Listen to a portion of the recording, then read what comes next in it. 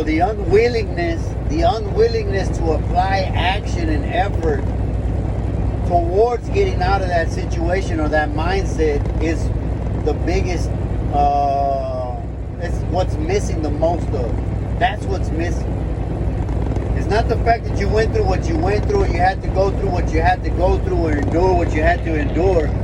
It's the fact that you're not willing to take any action and apply yourself with some effort, or commit yourself with effort, consistency, perseverance, and endurance in action to get out. Like, how do I get out? And then go about doing it. And then don't just do it 3, 6, 9 months. Do it until it fucking happens. You know what I mean? Don't start a process for change and don't start and stop a process of change until change happens. You know, if not, why even start? So a lot of us, what we lack is the application, the action required to get out of whatever it is that's ailing us. Whether it's grief, whether it's traumas, childhood, adulthood situations. A lot of people using that PTSD stuff nowadays. Hey, it happened. There's no way you could have changed it. Now, how do I get over it? How can I get through? Let's move through this, because I'm not going to keep abusing myself or abusing other people or causing problems everywhere as I go and using it, whatever I happen, the PTSD as an excuse to inflict harm on other people. Nah. There's places for people like that. It's called penitentiary. You go do that shit over there. But anyways, the action is what's missing. So I know for myself, I needed to hear the things that I'm now sharing with other people wherever I go. And even now I started doing this channel now because I think it's beautiful information, man. It's beautiful information. It's information that I needed and that I trust, and I believe that somebody out there also needs it too. Whether you can drink what I'm giving right now or not, it's not even the issue. Whether I win, lose, or draw with you, favor or hate or whatever, that's not the issue either. Getting likes and more subscriptions and that's not the issue either. It's getting the information out there. The information that it took for me to get over the mindsets and those disabilities that I had mentally, that I'm more interested in just getting out there. I'm going to get it out there just to get it out there. There's some other things that I'd like to talk about in the future called conditioned response and reconditioning of the mind. Philosophy based upon perspective and perception. All perception is true, but not all perception is valid.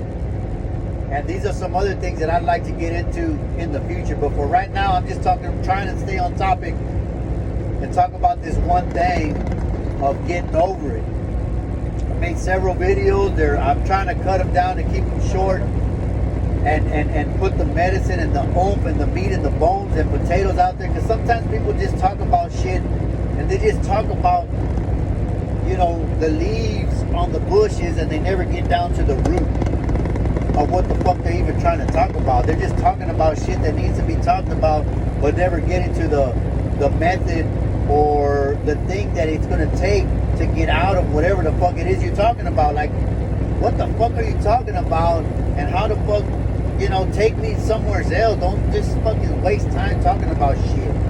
I get annoyed by that shit too. So if you're annoyed already by this 4th or 5th video, man, let me know. Like, hey, Sánchez, like, échale ya.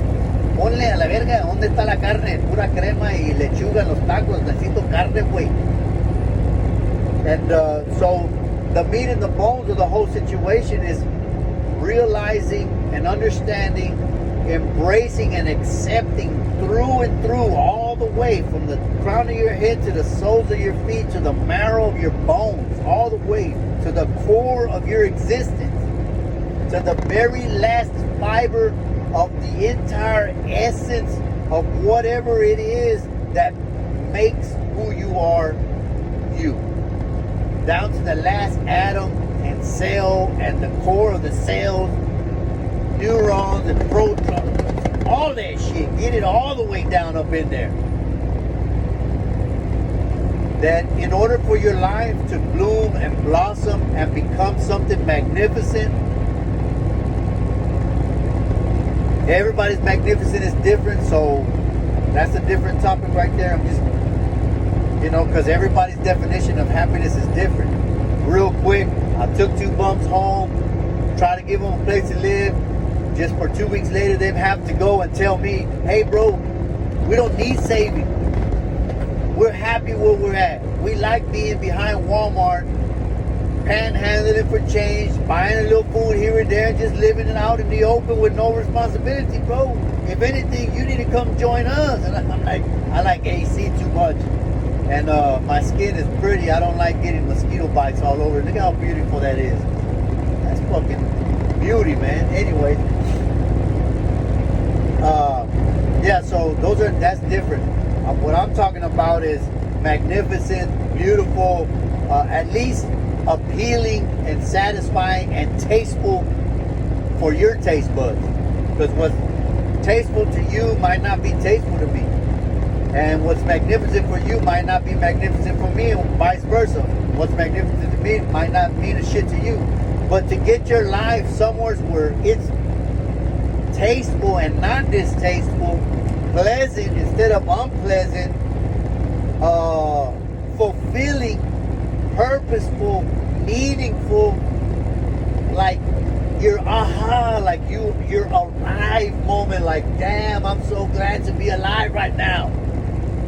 I love life. I'm so intoxicated with living and living sober, clean, no mind-altering substances or chemicals, drug-free, alcohol-free, partying-free, raunchy-ass kind of living free, just living the right way, a good way, a wholesome way.